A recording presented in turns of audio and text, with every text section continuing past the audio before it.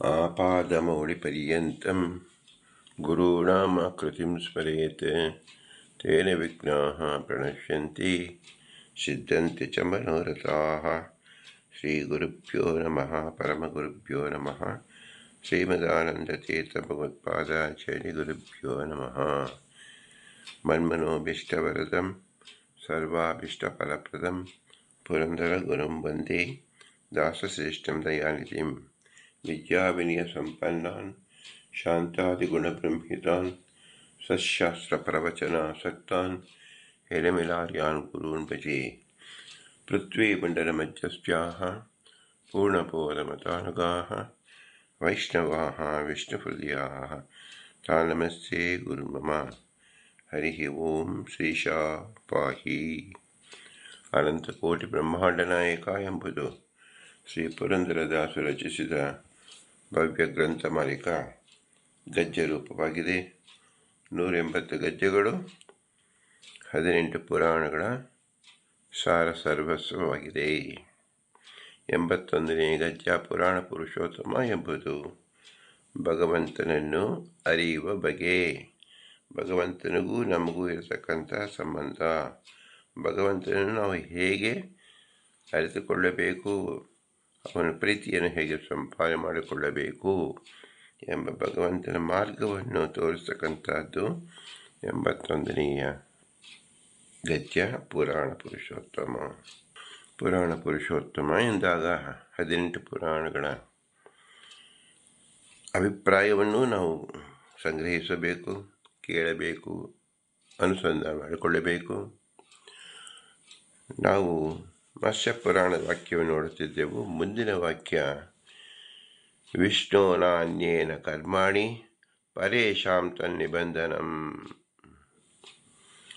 ಭಗವಂತ ವಿಷ್ಣು ಎಂದ ಹೆಸರಿನಿಂದ ಇದ್ದಾನೆ, ಸರ್ವವ್ಯಾಪ್ತನಾಗಿದ್ದಾನೆ. ವಿಷ್ಣು ಭಗವಂತನ ಅತೀ ಮೂಲ ಲಕ್ಷಣ ಯಾವುದು ಅಂದರೆ ಸರ್ವತ್ರ ವ್ಯಾಪ್ತನಾಗಿರುವನು, ಸದಾಕಾಲ ವ್ಯಾಪ್ತನಾಗಿರತಕ್ಕಂಥವನು, ಸರ್ವದೇಶ ವ್ಯಾಪ್ತನಾಗಿರ್ತಕ್ಕಂಥವನು, ಸರ್ವ ಜೀವರಲ್ಲಿ ವ್ಯಾಪ್ತನಾಗಿರ್ತಕ್ಕಂಥವನು, ಸರ್ವ ಜಡದಲ್ಲಿ ವ್ಯಾಪ್ತನಾಗಿರ್ತಕ್ಕಂಥವನು. ಆದ್ದರಿಂದ ಅವನನ್ನು ವಿಷ್ಣು ಎಂದ ಹೆಸರು. ವಿಶಲ್ ವ್ಯಾಪ್ತವು ವಿಷ್ಣು ಸಹಸ್ರನಾಮ ಎಂಬತಕ್ಕಂತಹದ್ದಾಗಿ ಮಹಾಭಾರತದಲ್ಲಿ ಭೀಷ್ಮಾಚಾರ ಮೂಲಕ ವೇದವ್ಯಾಸರೇ ನುಡಿದು ತೋರಿಸಿದ್ದಾರೆ. ನಾವು ಪ್ರಪಂಚದಲ್ಲಿ ಏನು ಪದಾರ್ಥವನ್ನು ನೋಡಿದರೂ ಎಲ್ಲವೂ ಭಗವಂತನ ನಾಮಧೇಯಗಳೇ. ಎಲ್ಲವೂ ಭಗವಂತನೇ ಅದಕ್ಕೆ ಸ್ವಾಮಿಯಾಗಿದ್ದಾನೆ. ಆದ್ದರಿಂದಲೇ ಭಗವಂತನ ನಾಮಧೇಯದಿಂದಲೇ ನಾವು ಗುರುತಿಸುತ್ತೇವೆ. ಇದರಿಂದ ನಾವು ತಿಳಿಯಬೇಕು, ಸಾರ್ವಭೌಮತ್ವವನ್ನು ತಿಳಿಯಬೇಕು. ಇದನ್ನು ವಿಶೇಷ ಆಕಾರವಾಗಿ ತಿಳಿಸುವ ಪ್ರಯತ್ನಕ್ಕಾಗಿ ಈ ವಾಕ್ಯ ಶ್ರೀ ವೇದವ್ಯಾಸದೇವರು ಮತ್ಸ್ಯ ಪುರಾಣದಲ್ಲಿ ತಿಳಿಸಿದ್ದಾರೆ. ವಿಷ್ಣು ನಾನ್ಯೇನ ಕರ್ಮಾಣಿ ಪರೇಶಂ ತನ್ನಿಬಂಧನಂ. ಭಗವಂತ ತನ್ನ ಕಾರ್ಯವನ್ನು ತಾನೇ ತನ್ನ ಸಾಮರ್ಥ್ಯದಿಂದ ಮಾಡುತ್ತಾನೆ ಮತ್ತು ತನ್ನ ಕಾರ್ಯಕ್ಕೆ ಬೇರೆ ಯಾರ ನೆರವು ಯಾವಾಗಲೂ ಎಂದಿಗೂ ಬೇಕಾಗುವುದಿಲ್ಲ. ಇನ್ನೊಂದು ಭಾಗದಲ್ಲಿ ಯಾವುದೇ ಜೀವರು ಏನೇ ಕರ್ಮ ಮಾಡಬೇಕಾದರೂ ಭಗವಂತನ ನೆರವು, ಭಗವಂತನ ಪ್ರಭಾವ ಇರಲೇಬೇಕು ಎಂಬುದನ್ನು 2 ವಿಧವಾದ ದ್ವಿದಳ ತತ್ವರೂಪವಾಗಿ ಇಲ್ಲಿ ಭಗವಂತನನ್ನು ನಮಗೆ ತಿಳಿಸ್ಕೊಡ್ತಾ ಇದ್ದಾರೆ ಶ್ರೀ ವೇದವ್ಯಾಸದೇವರು. ಅನ್ಯೇನ ಕರ್ಮಾಣಿ ಪರೇಶಾಂ ತನ್ನಿಬಂಧನಂ. ಈ ರೀತಿ ಹೇಳಿದ್ರಿಂದ ಭಗವಂತ ಸ್ವತಂತ್ರ, ಉಳಿದೆಲ್ಲರೂ ಅಸ್ವತಂತ್ರರು ಎಂಬುದನ್ನು ತಿಳಿಸ್ತಾ ಇದ್ದಾರೆ. ಅದನ್ನೇ ಶ್ರೀಮದಾನಂದ ತೀರ್ಥರು ತತ್ವಸಂಖ್ಯಾನದಲ್ಲಿ ಸ್ವತಂತ್ರಂ ಅಸ್ವತಂತ್ರಂ ಚ ದ್ವಿಧಂ ತತ್ವಮಿಷ್ಯತೆ ಸ್ವತಂತ್ರೋ ಭಗವಾನ್ ವಿಷ್ಣು ಎಂಬುದಾಗಿ ಸ್ಪಷ್ಟವಾಗಿ ತಿಳಿಸಿಕೊಟ್ಟಿದ್ದಾರೆ. ಅಸ್ವತಂತ್ರ ತತ್ವದಲ್ಲಿ ಅನೇಕ ಜನ ಇರುವುದರಿಂದ ಅದನ್ನು ಗುಂಪುಗಳಾಗಿ ತಿಳಿದುಕೊಡ್ತಾ ಇದ್ದಾರೆ. ಬಾಬಾ ರೂಪದಿಂದ ಅಂತ ಹೇಳಿ ಮುಂದೆ ಚೇತನ ಈ ರೀತಿಯಾಗಿ ವಿವಿಧವಾದ ಬೇರೆ ಬೇರೆ ಗುಂಪುಗಳನ್ನಾಗಿ ತಿಳಿಸ್ಕೊಡ್ತಾ ಇದ್ದಾರೆ. ಆದರೆ ಸ್ವತಂತ್ರನಾದ ಭಗವಂತ ಏಕಏವ. ಆದ್ದರಿಂದ ಸ್ವತಂತ್ರ ಎಂಬತಕ್ಕಂಥದ್ದು ಏಕವಚನವೂ ಹೌದು, ಬಹುವಚನವೂ ಹೌದು, ದ್ವಿವಚನವೂ ಹೌದು. ಎಲ್ಲ ವಚನದಲ್ಲೂ ಸಹ ಸ್ವತಂತ್ರ ತತ್ವ ಎಂಬತಕ್ಕಂಥದ್ದು ನಾವು ತಿಳಿಯಬೇಕಾಗಿದೆ. ಆದರೆ ಜೀವರು ಭಗವಂತನ ಅಧೀನ. ಸ್ವತಂತ್ರ ಅಂತ ಹೇಳಿದಾಗ ಕೇವಲ ಒಬ್ಬ ವ್ಯಕ್ತಿ ಮಾತ್ರ ಇರಲಿಕ್ಕೆ ಸಾಧ್ಯ. ಎರಡನೇ ವ್ಯಕ್ತಿ ಇದ್ದಾಗ ಇಬ್ಬರೂ ಸ್ವಾತಂತ್ರ್ಯ ಅಂತ ಹೇಳಿದರೆ ಮೇ ಮಾತಾ ವಂದ್ಯ ಅಂತ ಹೇಳಿದಾಗೆ ಹೇಗೆ ಸ್ವವಚನ ವಿರೋಧವಾಗುತ್ತೋ, ಸ್ವಕ್ರಿಯ ವಿರೋಧ ಹೇಗಾಗುತ್ತೋ ಆ ರೀತಿಯಲ್ಲಿ ಅಬದ್ಧವಾದ ಮಾತೆನಿಸುತ್ತದೆ. ನಾನು ಮಾತಾಡುತ್ತಿರುವಾಗ ನಾನು ಮೂಕನಾಗಿದ್ದೇನೆ, ಮೂಕೋಹಂ ಅಂತ ಹೇಳಿದರೆ ಎಷ್ಟು ಆ ಶಬ್ದಕ್ಕೆ ಅರ್ಥವೇ ಇರುವುದಿಲ್ಲೋ ಹಾಗೆ ಸ್ವತಂತ್ರ ಆದವನು ಇನ್ನೊಬ್ಬ ವ್ಯಕ್ತಿ ಇದ್ದಾನೆ ಅದು ತಿಳಿದುಕೊಳ್ಳುವುದು ಇರುವುದು ಅಸಂಭವ. ಆ ರೀತಿಯಲ್ಲಿ ಭಾವನೆ ಶಾಸ್ತ್ರದಲ್ಲಿ ನಾವು ತಿಳಿಯಲೇಬಾರದು. ಪ್ರತ್ಯಕ್ಷದಲ್ಲೂ ನಾವು ತಿಳಿಯಕ್ಕೆ ಬರುವುದಿಲ್ಲ, ಅನುಮಾನದಿಂದಲೂ ತಿಳಿಯ ಬರುವುದಿಲ್ಲ. ಆಗಮದಲ್ಲಂತೂ ಸ್ವತಂತ್ರ ಏಕ ಏವ ವಿಷ್ಣು ಎಂಬತಕ್ಕಂಥ ಸ್ಪಷ್ಟವಾಗಿ ತಿಳಿದುಕೊಟ್ಟಿದ್ದಾರೆ. ಅದನ್ನು ಅತಿ ವಿಶೇಷವಾಗಿ ಹೇಳ್ತಕ್ಕಂಥ ವಾಕ್ಯ ವಿಷ್ಣೋ ನಾನ್ಯೇನ ಕರ್ಮಾಣಿ ಬಂಧನಂ ಪರೇಶಂ ತನ್ನಿಬಂಧನಂ. ಸ್ವತಂತ್ರ ಲಕ್ಷಣ ಭಗವಂತ ತನ್ನ ಕಾರ್ಯಗಳನ್ನು ಮಾಡುವಾಗ ಯಾರ ಪ್ರಭಾವವೂ ಯಾರ ನೆರವೂ ಬೇಕಾಗುವುದಿಲ್ಲ.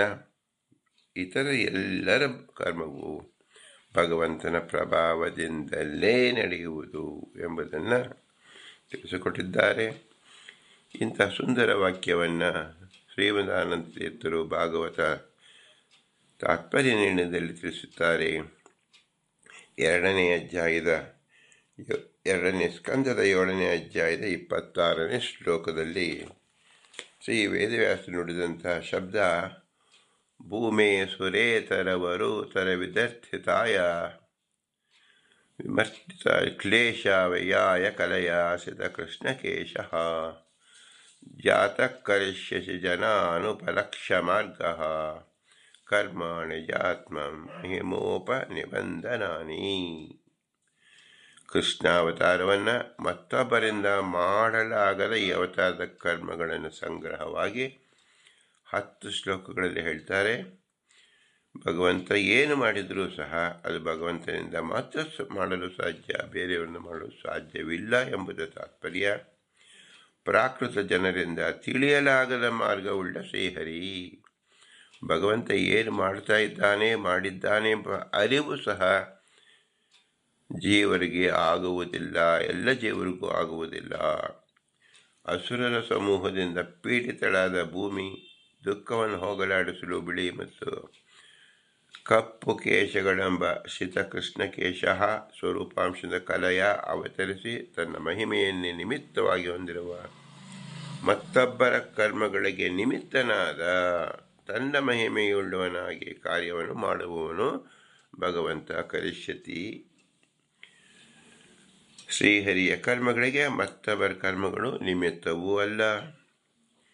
ಆದರೆ ಇತರ ಕರ್ಮಗಳು ಶ್ರೀಹರಿಯ ಕರ್ಮವೇ ನಿಮಿತ್ತವಾಗಿ ಉಳ್ಳವು ಎಂದು ತಿಳಿಯಬೇಕು. ಪ್ರಸ್ತುತ ಇಲ್ಲಿ ಶೇಷಾಂಶರಾದ ಬಲರಾಮದೇವರಲ್ಲಿ ಶುಕ್ಲ ಕೇಶಾತ್ಮಕವಾದ ರಾಮನಿಂದ ಹೆಸರಿಂದ ಆವಿಷ್ಣಾಗಿ ಶ್ರೀಹರಿ ಜಗತ್ತನ್ನು ರಕ್ಷಿಸುವುದನ್ನು ಅರ್ಥ. ಕಪ್ಪು ಕೂದಿನ ಪ್ರಾದುರ್ಭಾವದಿಂದ ಕೃಷ್ಣನಾಗಿ ಅವತರಿಸಿ ಸಾಮಾನ್ಯ ಜನರಿಗೆ ತಾನು ಭಗವಂತನೆಂದು ತೋರಗೊಡದೆ ಶ್ರೀಹರಿಯಿಂದಲೇ ಸಾಧ್ಯವಾಗುವ ಲೀಲೆಗಳನ್ನು ತೋರಿಸುತ್ತಾನೆ. ಶ್ರೀಹರಿಗೂ ಅವನ ಶರೀರಕ್ಕೂ ಅವನ ಅವಯವಗಳಿಗೂ ಭೇದವನ್ನು ಹೇಳುವ ವಾದ ದುರ್ಮತ. ಕೂದಲಿಗೂ ಭಗವಂತನಿಗೂ ಭೇದವಿಲ್ಲ ಅಂತ ತಿಳಿಯಬೇಕು. ಅದನ್ನು ಶ್ರೀ ವೇದವ್ಯಾಸರು ಈ ಶ್ಲೋಕವನ್ನು ತಿಳಿಸಿಕೊಟ್ಟಿದ್ದಾರೆ. ಇಲ್ಲಿ ಶ್ರೀಮದಾಂತ ತಾತ್ಪರ್ಯವನ್ನು ತಿಳಿಸುವಾಗ ರಾಮ ಏಕಃ ಹಿ ಅನಂತಂಶಃ ತನ್ನ ಅತ್ರ ರಾಮಾಭಿದೋ ಹರಿ ಶುಕ್ಲಕೇಶಾತ್ಮಕ ತಿಷ್ಟನ್ ರಮಯಾಮಾಸ ವೈ ಜಗತ್ ಎಂದ ಬ್ರಹ್ಮಪುರಾಣದಲ್ಲಿ ಈ ರೀತಿ ತಿಳಿಸುತ್ತಾ ಇದೆ. ಪರಶುರಾಮ ದಾಶರಥಿ ರಾಮಗಿಂತ ಇನ್ನೊಬ್ಬ ರಾಮನೆಂದರೆ ಬಲರಾಮ. ಇಲ್ಲಿ ಶೇಷನ ಅವತಾರ. ಬಲರಾಮನಲ್ಲಿ ಶ್ರೀಹರಿಯ ಶುಕ್ಲಕೇಶ ರೂಪವಾದ ರಾಮ ಆವಿಷ್ಟನಾಗಿ ಜಗತ್ತನ್ನು ಆನಂದಪಡಿಸಿದ ಎಂದರ್ಥ. ಇದು ಪರಮಾತ್ಮನ ಲೀಲೆಗಳು ಸ್ವತಂತ್ರವಾಗಿ ಅವನಿಂದಲೇ ಆಗುತ್ತದೆ.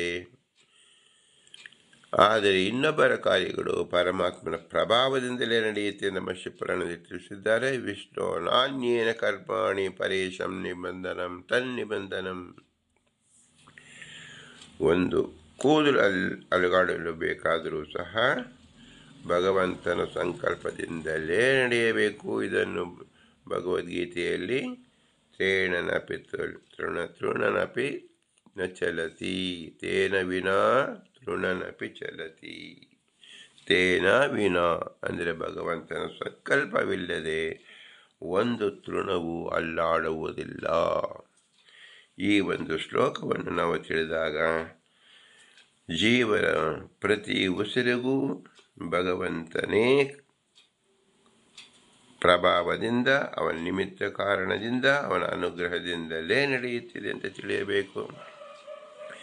ಯಾವುದೇ ಕಾರ್ಯವನ್ನಾಗಲಿ, ಎಲ್ಲೇ ಆಗಲಿ, ಯಾರದೇ ಏನೇ ಘಟನೆ ಘಟಿಸಲಿ, ಎಲ್ಲವೂ ಭಗವಂತನ ಅನುಗ್ರಹದಿಂದಲೇ, ಅವನ ಕಾರುಣ್ಯದಿಂದಲೇ ನಡೆಯುತ್ತಿದೆ ಅಂತ ತಿಳಿಬೇಕು. ತೇನ ವಿನ ತೃಣನಪಿ ನ ಚಲತಿ ಎಂಬತಕ್ಕಂಥ ನಾವು ಚೆನ್ನಾಗಿ ತಿಳಿದುಕೊಂಡಾಗ, ಒಂದು ಹುಲ್ಲು ಅಲ್ಲಾಡುವುದಿಲ್ಲ ಅಂತ ಹೇಳಿದಾಗ ಇದು ಬ್ರಹ್ಮಾದಿ ದೇವತೆಗಳಿಗೂ ಅನ್ವಯ, ಲಕ್ಷ್ಮೀ ಮಾತೆಗೂ ಅನ್ವಯ, ಶೇಷ ದೇವರಿಗೂ, ಗರುಡ ದೇವರಿಗೂ, ರುದ್ರ ದೇವರಿಗೂ ಅನ್ವಯ, ಇಂದ್ರಾದಿ ಸಮಸ್ತ ದೇವತೆಗಳಿಗೂ ಅನ್ವಯ. ಮತ್ತೆ ಹೇಳುವಾಗ ಋಷಿಗಳಿಗೂ ಅನ್ವಯ, ಮನುಷ್ಯರೆಲ್ಲರಿಗೂ ಅನ್ವಯ, ನಮಗೂ ಅನ್ವಯ, ನಮ್ಮ ತಂದೆ ತಾಯಿಗೂ ಅನ್ವಯ, ಎಲ್ಲರಿಗೂ ಅನ್ವಯ, ಅಸುರರಿಗೂ ಅನ್ವಯ, ಪಶು ಪ್ರಾಣಿಗಳಿಗೂ ಅನ್ವಯ, ತೃಣಾದಿಗಳಿಗೂ ಅನ್ವಯ, ವೃಕ್ಷಾದಿಗಳಿಗೂ ಅನ್ವಯ. ಪ್ರಪಂಚದಲ್ಲಿ ಕಾಣತಕ್ಕಂಥ ಚರಾಚರ ವಸ್ತುಗಳು ಎಲ್ಲ ಪದಾರ್ಥಗಳಿಗೂ ಭಗವಂತನ ಸಂಕಲ್ಪದಿಂದಲೇ. ತೇನ ವಿನಾ ತೃಣಮಪಿ ಚಲತಿ. ತೃಣ ಯಾಕೆ ಹೇಳಿದ್ದಾರೆ? ತೇನ ವಿನ ಲಕ್ಷ್ಮಮಪಿ ನ ಚಲತಿ, ಬ್ರಹ್ಮಪಿ ನ ಚಲತಿ, ಶಿವಮಪಿ ನ ಚಲತಿ ಅಂತ ಹೇಳಬಹುದಲ್ಲ ಅಂತ ಹೇಳಿದರೆ, ತೃಣ ಶಬ್ದದಿಂದ ಅತ್ಯಂತ ಅಲ್ಪರು ಜೀವರು, ಅವರು ಬ್ರಹ್ಮದೇವರೇ ಆಗಿರಬಹುದು, ಲಕ್ಷ್ಮೀದೇವಿಯೇ ಆಗಿರಬಹುದು. ಭಗವಂತನ ಎದುರು ಕೇವಲ ತೃಣಪ್ರಾಯ, ಅವರೇ ತೃಣಪ್ರಾಯರಿಂದ ಆದಮೇಲೆ ಕೇವಲ ಅಲ್ಪ ಮಾನವರು. ಇವರನ್ನು ಯಾವುದರಲ್ಲಿ ನಾವು ಹೋಲಿಸಬೇಕು? ಪ್ರಪಂಚದಲ್ಲಿ ತೃಣಕ್ಕಿಂತ ಕೊನೆಯಾದ ಪದಾರ್ಥ ಏನೂ ಇಲ್ಲ. ಆದ್ದರಿಂದಲೇ ಎಲ್ಲೆಲ್ಲಿ ನೋಡಿದರೂ ನಾವು ಹುಲ್ಲು ಹೇಗೆ ಬೆಳೀತಾ ಇದೆ, ತನ್ನಷ್ಟೇ ತಾನೇ ಬೆಳೀತಾ ಇರುತ್ತದೆ. ಎಷ್ಟು ಸಂಖ್ಯೆಯಲ್ಲಿ ಬೆಳೆಯುತ್ತದೆ? ಅನಂತ ಸಂಖ್ಯೆಯಲ್ಲಿ ಬೆಳೀತಾ ಇರುತ್ತದೆ. ಆದ್ದರಿಂದಲೇ ತೃಣ ಅಂತ ನಾವು ಇಲ್ಲಿ ಭಗವದ್ಗೀತೆಯಲ್ಲಿ ತಿಳಿಸಿಕೊಟ್ಟಿದ್ದಾನೆ. ಭಗವಂತನ ಎದುರು ಎಲ್ಲ ಜೀವರು ತೃಣಪ್ರಾಯರು ಎಂಬುದನ್ನು ಇಲ್ಲಿ ತಿಳಿಸಿಕೊಟ್ಟಿದ್ದಾರೆ. ಭಗವಂತನ ಸಾರ್ವಭೌಮ, ಇತರರು ಎಲ್ಲರೂ ಅಸ್ವತಂತ್ರರು, ಅಲ್ಪರು. ಈ ಒಂದು ಪ್ರಜ್ಞೆ ನಮ್ಮಲ್ಲಿ ಇದ್ದರೆ, ಜಾಗೃತವಾಗಿದ್ದರೆ, ಭಗವಂತನನ್ನು ನಾವು ಸದಾ ಅವನ ಋಣಿಯಲ್ಲಿ ಇದ್ದೇವೆ ಎಂಬತಕ್ಕಂಥ ಚಿಂತನೆ ನಡೆದಾಗ ಭಗವಂತನೇ ನಮ್ಮನ್ನು ರಕ್ಷಿಸುತ್ತಾನೆ.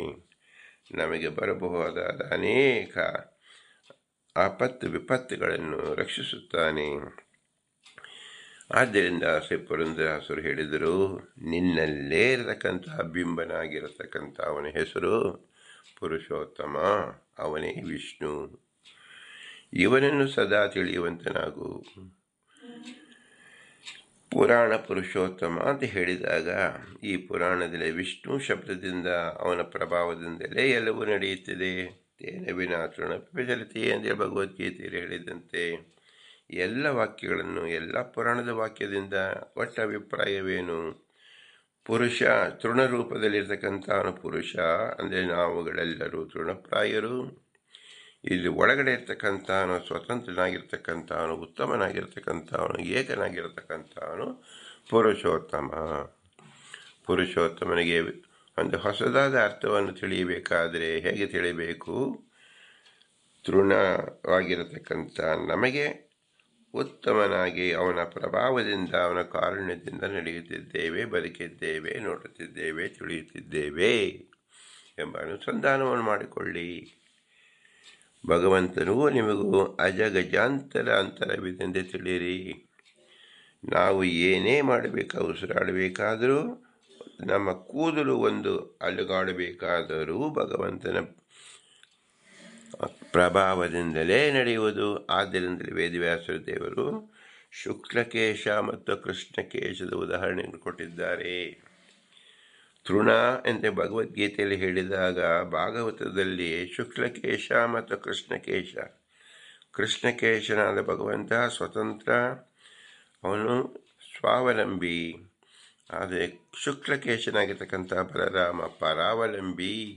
ಭಗವಂತ ಬಲರಾಮನಲ್ಲಿ ಆವಿಷ್ಟನಾಗಿ ಬಲರಾಮನ ಹೆಸರಿನಿಂದ ಶಕ್ತಿಯನ್ನು ಪ್ರದರ್ಶಿಸಿದನು, ಭೂಮಂಡಲವನ್ನು ರಕ್ಷಿಸಿದನು, ಪರಾಕ್ರಮ ತೋರಿದನು ಎಂದು ಕೇವಲ ಅಣ್ಣ ತಮ್ಮಂದರ ರೂಪದಲ್ಲೇ ನಿಂತು ಕೌರವ ಪಾಂಡವರಲ್ಲಿ ಕೃಷ್ಣ ಬಲರಾಮನನ್ನು ಉದಾಹರಣೆ ತೋರಿಸಿದ್ದಾರೆ.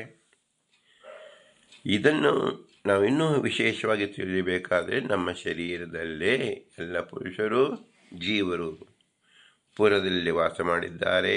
ಅಂದರೆ ಈ ಲೋಕದಲ್ಲಿ, ಅಂದರೆ ಈ ಶರೀರದಲ್ಲಿ, ಈ ಲಿಂಗ ಶರೀರದ ಆವರಣದ ಒಳಗಡೆ ಇರತಕ್ಕಂಥ ಅವರು ಪುರುಷರು. ಭಗವಂತನು ಪುರುಷನ ಇರುವಿಕೆಗೋಸ್ಕರವಾಗಿ ಬಿಂಬರೂಪದಲ್ಲಿದ್ದಾನೆ, ಅವನೇ ಪುರುಷೋತ್ತಮ. ಇದನ್ನು ಬಿಂಬೈವ ಕ್ರಿಯಾವಾನ್ ನತು ಪ್ರತಿಬಿಂಬ. ಬಿಂಬ ಅಲ್ಲಾಡಿದರೆ ಪ್ರತಿಬಿಂಬ. ಇದು ಹಿಂಗೈ ಆಡಿದರೆ ಮುಂಗೈ ಅಲ್ಲಾಡುವುದು. ಕೇವಲ ಮುಂಗೈ ಅಲ್ಲಾಡಲು ಸಾಧ್ಯವೇ ಇಲ್ಲ ಎಂಬುದನ್ನು ತೋರಿಸಲು ನಮ್ಮ ಹಸ್ತವನ್ನೇ ಪ್ರದರ್ಶನಕ್ಕೆ ಇಟ್ಟಿದ್ದಾನೆ.